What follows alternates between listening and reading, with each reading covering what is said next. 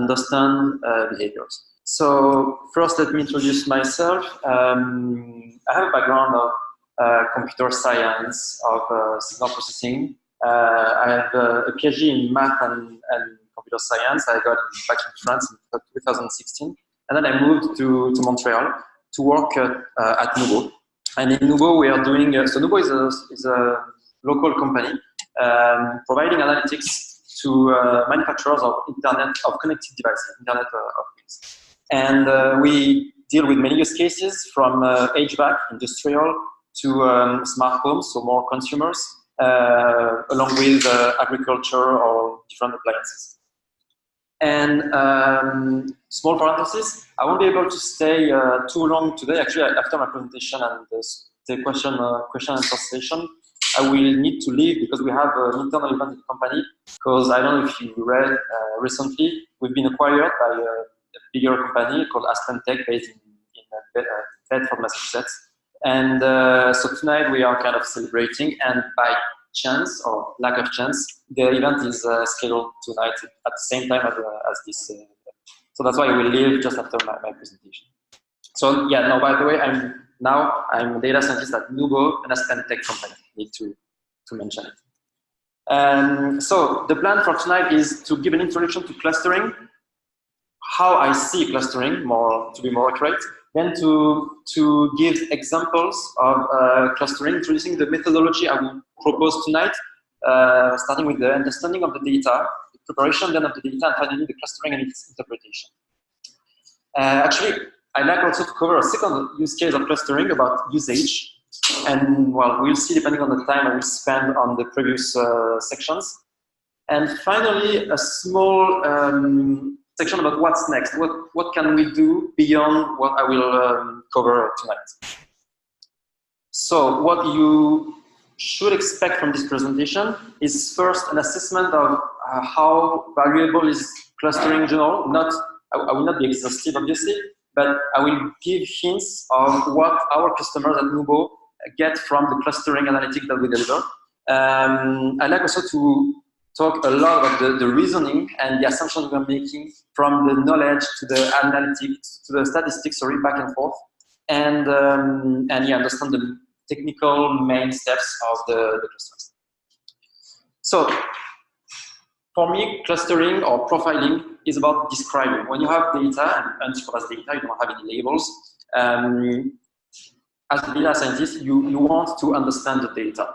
And well, when you have one dimension, it's kind of easy. One way to understand the data is to visualize the data using different charts. And that way you can extract some knowledge. So one dimension is easy, 2 dimensions is still easy. But when you reach the high dimensionality of your data, and in connected devices world, you can have tens of dimensions.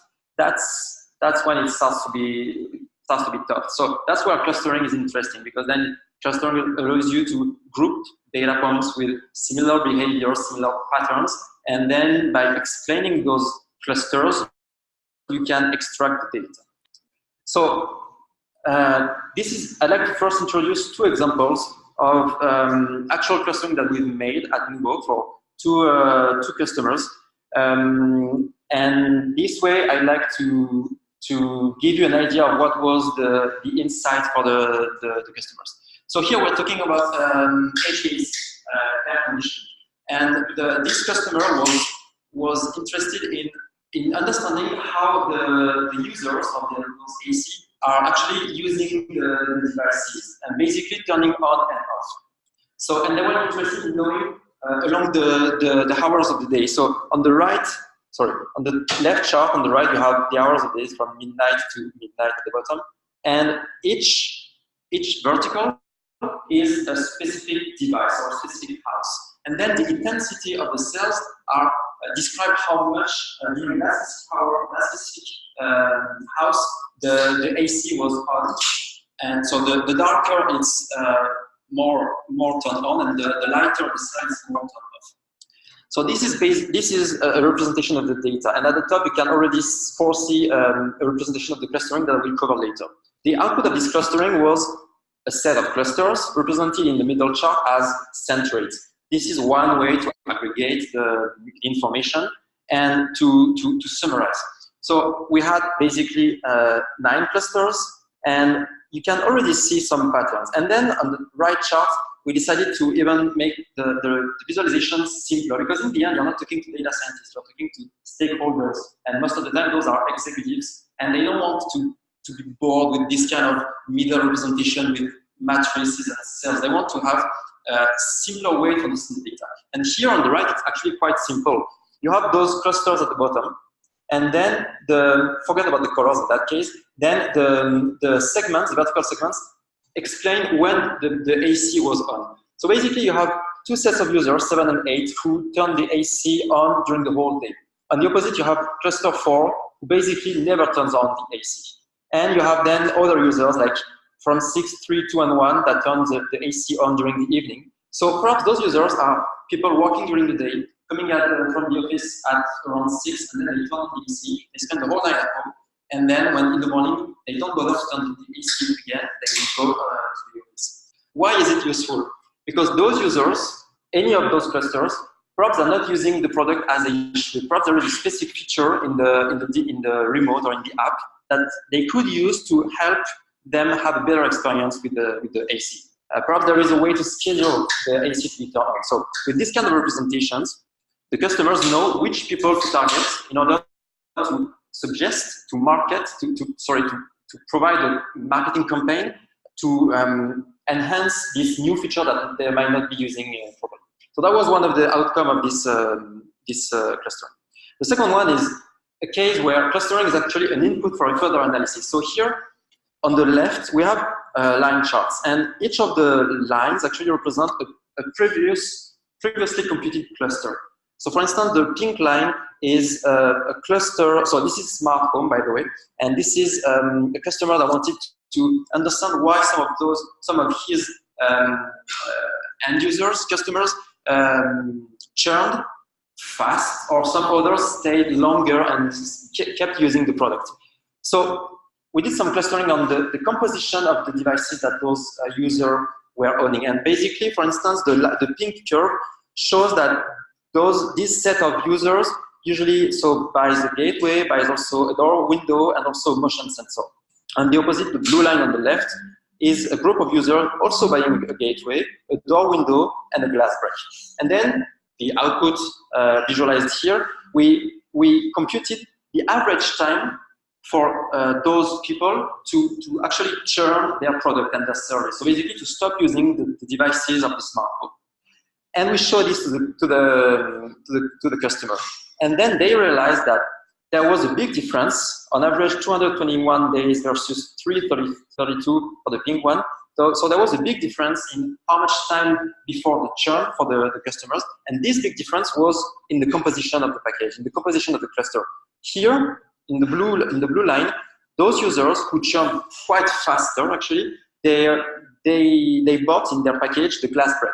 And on the other side, this pink cluster, which is completely similar except for this glass break sensor, which is replaced by the motion sensor, those users, they stayed much longer, on average 332 days, almost a year. So thanks to the output of the clustering, and then the usage of those clusters to also understand the churn behavior of those users, this customer was able to understand that perhaps this package here at the bottom left, offering a glass break, was not a good idea. And then they internally started a new campaign to reshuffle the packages, and they stopped selling this package because this package on average would lead to a shorter retention period of their own customers. So that's 2 examples of how the clustering can be used. Now, I'd like to introduce the methodology. I won't go over all the text here, but basically the examples I will give you after, the walkthrough examples, I will try to follow this methodology in 3 steps. First, the understanding of the data. I strongly believe that when you want to analyze data that is unsupervised, you have no label, you have to first apply bottom-up approach. So from the data, apply statistics to highlight some remarkable characteristics of your data, but also a top-down approach. So try to get the most knowledge from the experts around you, usually the customers to which you're selling your analytics, because those guys, they have the knowledge, and they can advise you on what dimensions to use or not to use. And then you have these back and forth exchanges to try to understand the data. Then you have to prepare the data, which dimensions should I use, which should I not use, and for this there are kind of heuristics to help us transform the data. And finally, the clustering. There are several techniques, but the most important thing is how to interpret the cluster. Sometimes the clustering means nothing, and then you just have to redo your analysis. And finally, the tools. So I'm a Python user, and the thing, the walkthrough examples I'm covering, I've been using Python, the Jupyter Notebook, and mostly the scikit-learn library. So let's start with an example. For this presentation, I've made a specific clustering. I was not able to disclose actual clustering results and methodology from actual customers, so I've used a data set I found on the web. It's a KDD competition from 2000, so it's quite old now, and it's about clickstream on the retail website. So basically here we're trying to understand the behavior of the visitors of this website, and perhaps try to understand what would be their next action, or what kind of product they would buy, or what kind of what's the description in terms of sociographics of those visitors. And we're going to apply this methodology. And this is not intended to read by you, just to say that when you get this kind of data, sometimes, well, you have no choice but to go in like the exploration, the raw exploration. So if you're lucky to have data engineers that would help you to ingest the data, as we say in mnubo, so we have this platform, and we have those guys that actually, it's mostly processes that automates the ingestion, the data modeling of the data. So then we have the data in a nice formatted way, and we have ways to query quite easily. So in those cases, it's super nice. But when you don't have these opportunities to pre-process the data to format it, well, usually it looks like this kind of file, and it's quite ugly actually. So again, it's not intended to read, it's just to show that this is the whole set of dimensions in these areas. So the first question is, what should I use to start my analysis? Where should I start when I look at this metadata? So let's try to remember what we want to do. We want to cluster the visitors. So let's try to find clues of what could be the IDs of those visitors, or the sessions of those visitors. So let's try to highlight some of the dimensions. And well, I pre-processed the thing obviously. So I've highlighted all the IDs in this column. And as you can see, some of them are more interesting than others, like the customer ID, the session cookie ID, the session ID, or the session customer ID. Obviously, still means nothing to me, because like, as you can see, we have customer ID and session customer ID. Which one should I use? I don't know. So that's where I'm gonna have a first look at the data. And what I did is I tried to compute the size of the data points I have for different IDs. And what I observe is that the session customer ID is much less present than the others. So for most of the data, when we have a session customer, we don't have session customer ID, sorry. So what does it mean? My assumption, and it's only an assumption that I would need to validate after, is based on my experience. When you go to a website, usually you're unknown, right? So you're not logged in. So you are a visitor, and then when you log in, you are now to the website, the server. So this is what this distribution shows. Session ID is basically any unknown visitors coming to the website, and session customer ID is any logged in visitor in the website. And then what does that mean? It means that if I want to understand the attributes of my visitors, I need to filter only on those session customer IDs, because this is where I'm going to find the attributes, like the social demographic attributes, because I'm assuming that they would have filled in not a survey, but some info forms like your name, your gender, your date of birth, this kind of things. So this is to show that we need to make assumptions based on knowledge and or our experiences, and then use analytics, very simple one, to try to build this knowledge and move forward in the analysis. So obviously I won't cover the description of all the attributes I've shown before, but using the same approaches, you can identify session attributes, cookie attributes, request attributes, assortment, which is basically what would be interested for the usage. If I want to understand the usage here, assortment is the kind of dimensions I'm looking for, because this is usage. I will show later, this relates to usage. Then you have content, product, and the visitor attributes that I highlighted. So just to summarize this very first introduction to the examples, understanding the metadata. So it's, again, back and forth, using the knowledge that you can find with an expert or with other sources, and using analytics statistics to try to build your path towards the end results that you want. And here we are able to identify IDs, visitor attributes, usage attributes, and metadata, which is great because if you remember, we had like 180 dimensions, and they were all looking the same from afar. So now let's try. We've covered the first step, understanding the data, how we do. Now we have identified some key dimensions, key columns. So let's try to actually prepare the data and create profiles. So again, I'm showing you some dimensions, but here I filtered. I'm showing only the visitor attributes, the one that I've identified earlier. And then I have a question: which one I'm interested in here? I'm interested in for that use case.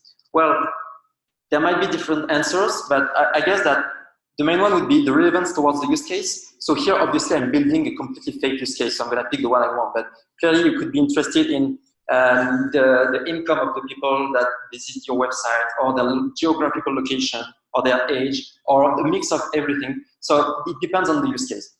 The other reason why to pick or not to pick attributes would be the volume of the data you have, the data points. So do you have enough examples using these specific attributes? Because if not, well, then your statistics might not be so confident, and you would be building analysis on top of uncertainties. Here, I'm faking the use case completely. So I've selected 5 dimensions: age, presence of children in the family, number of adults in the house, estimated income code, and length of residence. And again, those attributes will help me to build the profiles of the visitors of my retail website. So here we go. Here is a sample of the data that we downloaded from the website. So a sample of their attributes. And as you know, clustering usually requires numerical values. And here we're facing a first issue on the top line because, well, we have different things. We have integers, obviously, but we also have booleans and we have strings. So that doesn't work. The second thing is I want to have one vector representing my visitor. But clearly here, and I'm assuming that the session customer ID is represent the ID of my visitors. And here clearly I can see that I have several examples of this same visitor, which is obvious because when you go to a website, you're gonna do many actions, and each of those rows is a specific action. So we expect many examples, but then we need to have this in mind and to find a way to aggregate those multiple rows. So let's try to cover the first not issue, but the first challenge, which is the numerical value. So obviously we're gonna try to transform those string and boolean into numerical value. And well, you apply some heuristics, which is quite obvious here, to extract the income and to assume that 1 is means presence of children and 0 means absence of children. Now, second question. Clustering is based on distances usually, right? You have your space of points, and each point is a vector, and then you want to compute distances between those points, and with the assumption that the data points with the similar behavior should be in the same area of the space and a quite close area of the space. So is it fair to compare 2 number of adults with 125,000 as an income? I don't think so. So as a prior step, we normalize the data. There are different ways to normalize data. One way that works well and for which the assumptions are usually valid is the scaling. So basically, you normalize by dividing by the standard deviation of the data and retrieving, removing the mean of your distribution. That's the standard scaler in a scaler. So here it starts to look good, right? Because we now have numerical values and we have everything which is scaled between most likely -3 and +3 because the Gaussian distribution behind will not go beyond. But still, we are facing these issues, right? So we have many examples of the same users. So in order to have a single one, you have to apply heuristics. Which one depends of your use case. Here, I'm going to apply the average because I want to have an average behavior of my visitor on the website. But clearly, it could be something else. It could be the last, could be the first. Depends on the use case, and that may not be for the data scientist to decide. That may be for the experts, so the customer, to decide which one is more relevant. But that's for the data scientist to explain the consequences of which of the aggregation methods. So here we have aggregated, and we have now our matrix, which will be the basis for the clustering. Each row is an average behavior of a visitor, and each column is also an average description of this visitor, obviously encrypted using the normalization. Now we're gonna be able to cluster the data. So at the bottom left, it's a reminder of the table I've shown just before, and the chart visualization on the right is the same table, the full table extended by applying intensity levels of color. This is a heat map, right? So, and the color map is the lighter the intensity, the higher the value, and the darker the intensity, the lower the value. So basically, what the clustering is gonna try to group the vertical vectors, by their similarities of colors, of the features, the values they have embedded. And this is what's done here. So here, as I said earlier, there are different techniques to do clustering. Here I'm using a hierarchical clustering. This one is nice because it allows you to first choose where you want to split, and it allows you to visualize the groups,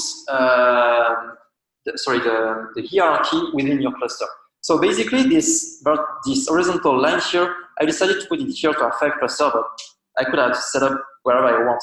The thing is, I want to have not too many clusters because then it means that I have too much variability between my clusters, but also I don't want to have too little clusters because then it means that within a single cluster there will be too much variability. So it's a trade-off between the number of clusters and the size of the clusters. Here it's quite fine to be honest because we have 5 clusters and those clusters, at least the number 2 to 5, they are quite homogeneous.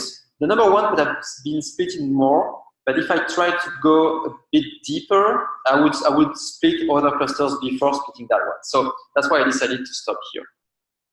So basically, I have those 5 clusters. And then the next thing I'm going to do is trying to explain my cluster. And again, there are multiple ways to do. But one way is to compute the centroids, the average representation of your clusters. And this is what I do at the bottom. So here, first I'm rotating the representation, right? Here the cluster were verticals, now they are horizontals, and the dimensions were horizontal, now they are vertical.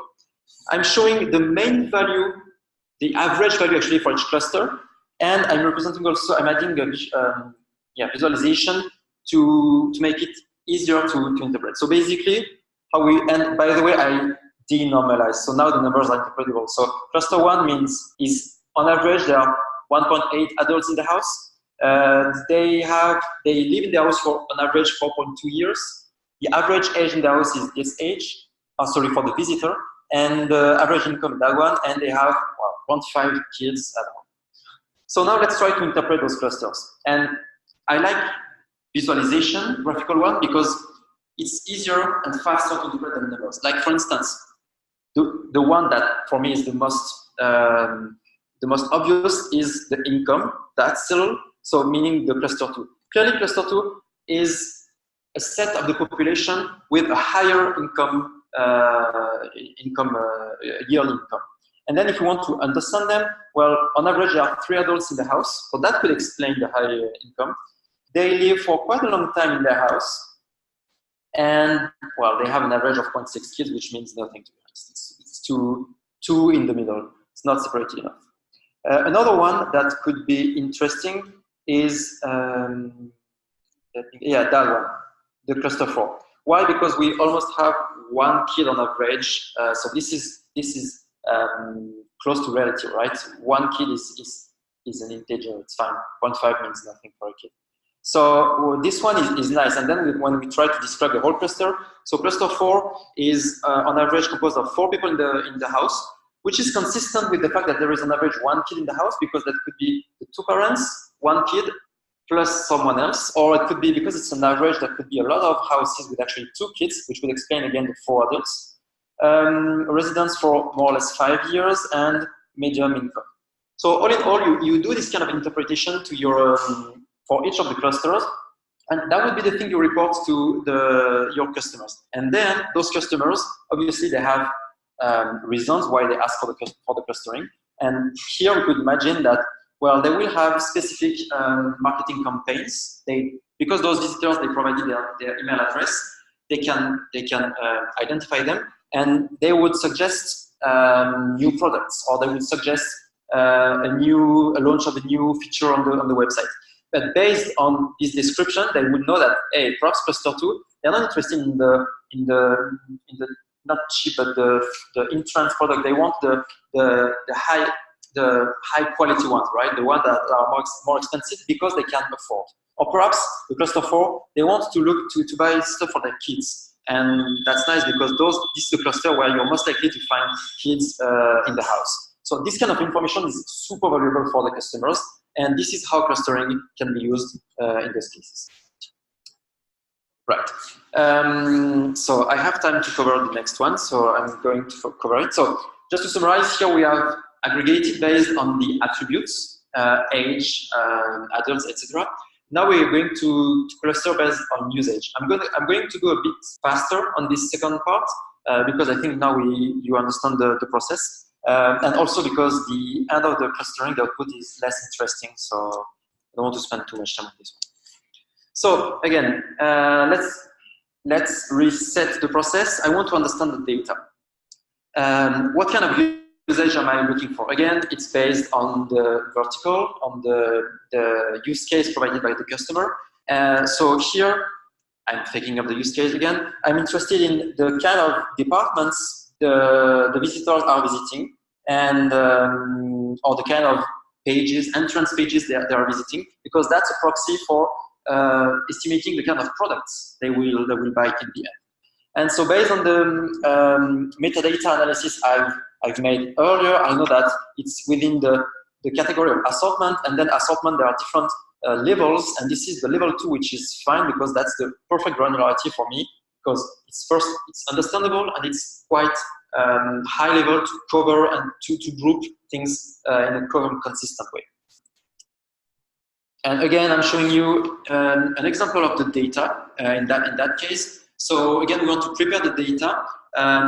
So this is a sample, and again, we are facing the issue of not having numerical data. Here, we're going to focus only on this column, right? The previous columns are just metadata that could be useful, but we are not dealing with. We're going to cluster only on this column, and because it's not a numerical value, we are facing a challenge. But as previously, we are going to deal with it. And the way here to transform these numerical values, these categorical values in numerical values is to count them. So here, assuming that this is the full session of a visitor, I'm going to count how many times the visitor visited each of the departments. So for instance, unique boutiques, we have 2, 4, 6, 8, 9, 10, 11, 12 here. And then departments, we have 2, and the others, we have 0. So this is a signature or the vector of the usage of this visitor at that time. Again, if you remember, we don't want to compare 12 versus 2. It's not fair. The distribution would be different, and the clustering result would be irrelevant. So we're going to normalize. Here, we are using percentages. This time it's ranged between 0 and 1. and the values mean something also. So the higher the percentage, 85%, the more frequent the visitor went to this specific page. And it's now we can compare the values. So again, we are doing the same kind of analysis. So, and as you can see, this slide is much less detailed. That's why I don't want to spend too much time on it. So each row here is a specific, departments to visit, and each column is a specific visitors. And again, we are using a visualization to highlight the intensity of visits of each of those departments. The lighter the cell, the higher the intensity, the darker, the lower. However, we had plenty of nulls in the data that we filled in with zeros, assuming there was nothing. And the zero here is clearly in dark. So basically, there are 2 or 3 departments, those rows here, that were never visited in the data sets that we are covering. But this is fine. I mean, it's the result of the analysis. So we are doing the clustering, the hierarchical one. And again, we are finding 5 clusters, which is fine. Those 5 clusters first are relevant in terms of volume. They are not too small, not too big. And they also are relevant in terms of consistency. The sub-trees within the clusters are not too spread. So it looks nice. And then once we have those clusters that are not perfectly represented, we try to compute the centroids, and those centroids then are interpreted back in the table. Here it's not normalized and it's a bit smaller. I apologize for the people on the back. And again, we can try to interpret. And as I was saying, this clustering is boring because basically one cluster is defined by one department. So cluster 1 is mostly visited brands. Cluster 2 is mostly visited departments, and 3 lifestyles. So that's boring. The only one that could be interesting is the cluster 5, which visits both boutiques and departments. But as you can see, it's the proportion is not that obvious. So it's one and the other. It's not necessarily one more than the other. Anyway, I was expecting something different, but that's the result. So again, this would be something that you would deliver to your customer, and then your customer would be able to kind of map the results of the clustering on the attributes. Remember the high income visitors or the family visitor with 2 kids, 2 adults, and map those clusters with the result of this clustering. And perhaps you have I don't know, the family visitors. Perhaps they are part of cluster 4, and then they visit mostly the unique boutiques. And then here you have the beginning of your strategy for your marketing campaign afterwards. I'm sorry, that's a bit dry hand for this analysis, but that's the outcome of this clustering. I think I'm almost done on time. I just have one last slide. So I know it's a lot of information to absorb. I just want to finish with perspectives, because if you notice, here we have been talking of static data. We have covered a period of time, and we have created a model on top of it, and that's it. But what could we do more? So for instance, this second point here, how in reality you don't have static data, you have data all over and during the whole time. So as I'm speaking, new data is coming, and next week there will be new data. So your clusters, if they need to be used as something else, like a marketing campaign, they need to be able to adapt to the new distribution of the incoming data. They need to follow these changes in the behaviors of the distribution. So there are strategies to monitor your clusters over the time and to make them, to adapt them to the new incoming data. That's the first thing. The other thing by static, what I meant is we were considering a state of a visitor, but we could also try to cluster the sequences of the visits. Like I said, I was trying to understand the average visit, and I averaged every of the data I had for a session into a single one. But it could be interesting to understand and cluster the interaction. Why would I go from page A to page B? Or what are the most frequent transitions that the visitors are doing. So there are ways to cluster the sequences. So this is also another perspective. And finally, something that is super nice and available in Python libraries is the way to be able to visualize high-dimensional clusters. Here, if you notice, I only chose 5 to 8 dimensions, and then I used CENTROIDS to be able to visualize those dimensions in 2 dimensions. That's a bit of dimension in the same sentence. But my point is, I could have tried to cluster on the whole set of data, like 180 dimensions, and see what happens. And then you have high-dimensional centroids, which may not be easy to visualize. For those who know, and those who don't know also, there is this new, an algorithm actually was produced a few years ago, and now it's also available as a library in scikit-learn at least, and perhaps others, that allows you to kind of project, kind of PCA your high dimensionality into a 2D one, and trying to keep the space characteristics of the data. So basically, you can project your data on a plan, and this is super useful when you want to visualize a high number of dimensions. So that's mainly it. I hope I've covered, I've reached your expectation. I'm open to a session of question and answer, and if we don't have time now, feel free to contact me on